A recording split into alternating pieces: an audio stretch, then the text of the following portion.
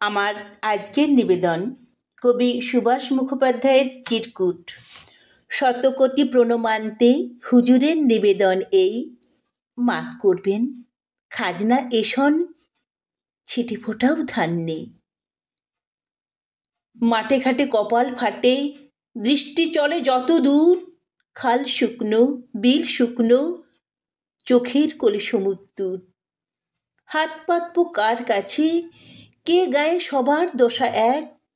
3 সন্ধ্যা উপাস দিলাম, আজ খাচ্ছি বুনো শাক। পরনে যা আছে তাতে যায় না ঢাকা লজ্জা, ঘটি বাটি বেচেছি সব, আছে বলতে ছিল যা। এই দুর্দিনে পাওনা আদায় বন্ধ রাখুন মহারাজ, ভিটেতে হাত দেয় না যেন পাইক বর কন্দাজ।